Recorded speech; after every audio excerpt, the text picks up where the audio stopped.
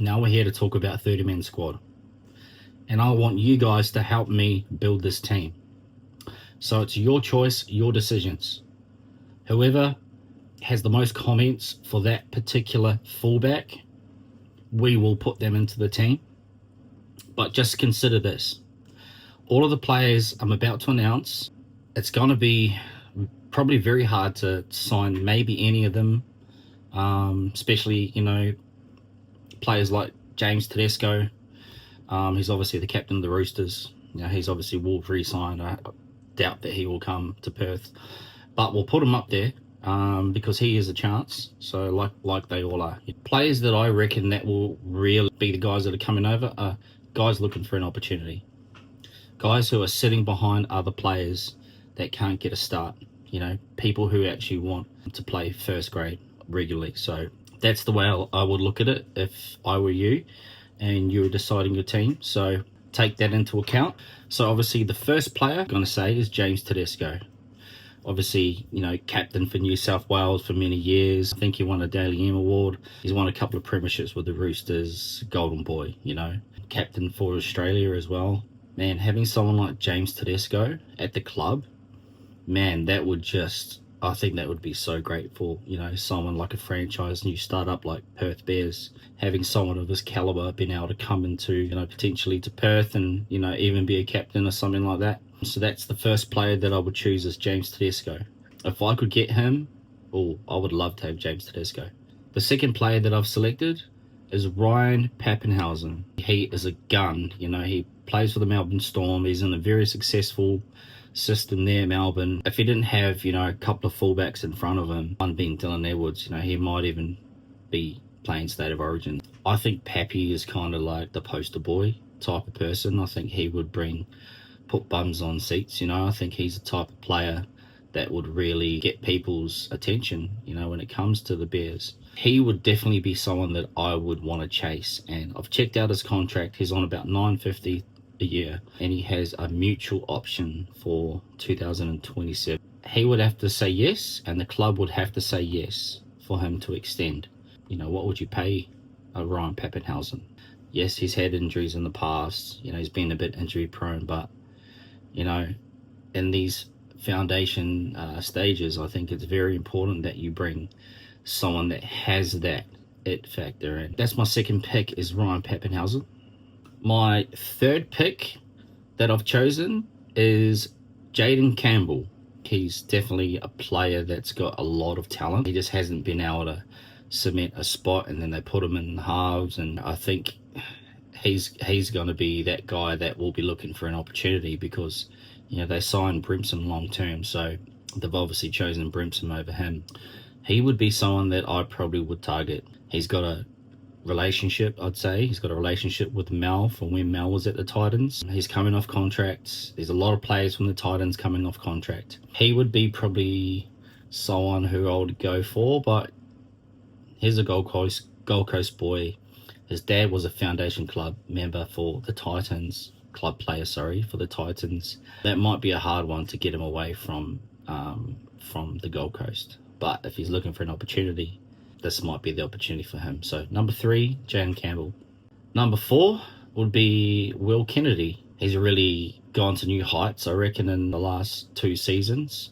He's kind of been that guy that nobody talked about to really having an expansive running game and being able to play with such ad-lib style of footy, and the way he can glide along the field and cut in and out of defenders. And yeah, I think someone like a Will Kennedy would be another great option to have at the Bears. So yeah, I think maybe he's quite an underrated player. Probably not earning that much money at the Sharks, and I think if you pay him a decent amount, maybe around the 800 mark, to bring him across, I think he would do a job. The next person, this one's a bit of a wild card actually.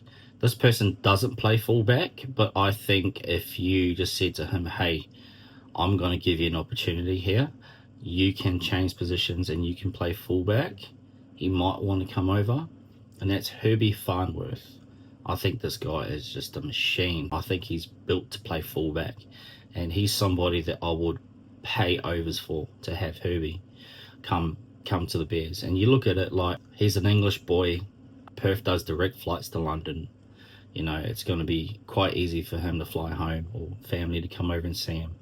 There's a lot of English people over here, you know, a lot of Irish people. I think that he would really fit in well here. So yeah, Herbie Farnworth for me is a little smoky. The next player that I've got is Taine Tuapiki.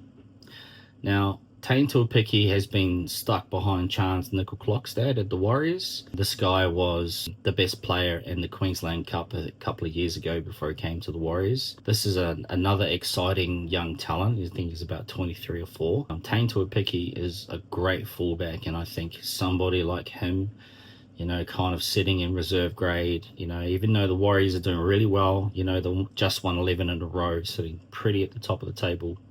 Someone like a Taine Tuapiki, I think he's somebody you're going to get for value. He's someone that you're not going to pay a lot of money for.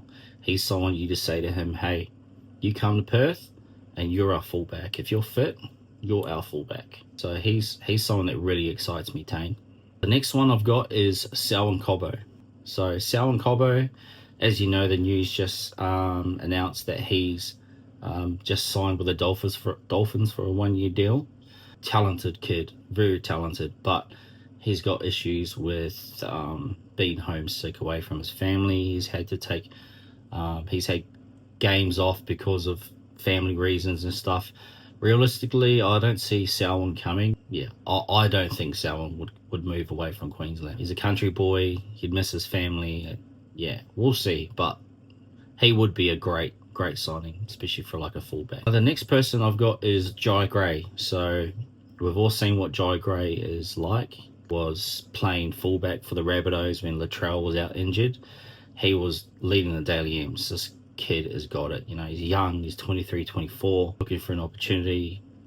I think Jye Gray would probably near on be my number 1 pick. If I was to choose out of any of them realistically, I think Jye Gray has way more upside than the rest of the players, and you're going to get him for value as well. He's going to come here for an opportunity. He's not a marquee player. You're going to save money, and you're going to be able to invest that money into other areas. And I think someone like Jye Gray might be the guy. Next one we've got is Connor Tracy. Now, Connor Tracy's been playing really good for the Bulldogs, really solid at the back there. Maybe long term they're looking at moving some pieces around, and there might be an opportunity for someone like a Connor Tracy. And he's just tough, you know, like he's a Bulldog. He's tough as nails, and I think someone like him who just runs the ball hard, I think he'd be a great little buy for the Bears if they could get him. The next one is Trey Fuller, and yeah, this is another situation where Trey Fuller has been playing reserve grade because he's stuck behind the hammer, and there's no way he's going to get that over the hammer. The hammer is a gun. He just scored 4 tries on the weekend. So Trey Fuller, another very exciting player. He might also be one of the top players that I would probably choose. A little bit older. I know he's about 28, I think. But, you know, Trey's got the X factor.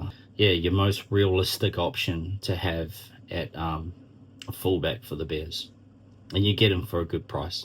That is my 10, but I'm just going to add in one more. Kayln Ponga. Now, Kayln Ponga is not coming off contract till 2028, I think. With the amount of money that they're paying Kayln, and they've got Dylan Brown coming in next season, you know, you're going to have 2 players that are taking up nearly $3 million. So I guess they would have a lot of constraint with them in terms of their salary cap. So to release a bit of pressure, Fletcher, he's a gun little fullback, so they might be open to a KP leaving, and you know, KP gets to come back to WA, born in WA, moved to Queensland, won a Daily M, has X factor, can be the best player in the game on his day, you know. So yep, so those are my picks. James Tedesco, Ryan Papenhuyzen, Jayden Campbell, Will Kennedy, Herbie Farnworth, Taine Tuapiki, Selwyn Cobbo, Jye Gray, Connor Tracy, Trey Fuller, and your man KP. If there's a player in there that has been named more than another, that's when I'll select that player. So take all those things into account, and then we'll move on to winger. So all of my videos will be, I will be doing long form content on YouTube, but I will do like smaller snippets on Instagram and TikTok. Mainly TikTok, because that's where my audience is at the moment. That's where all you guys are. So I need to build up my YouTube, and I need to build up the Instagram and things like that. So yeah, so those are my players. Comment below, and then we'll announce the player that you guys have chosen, and then we'll move on to the next position.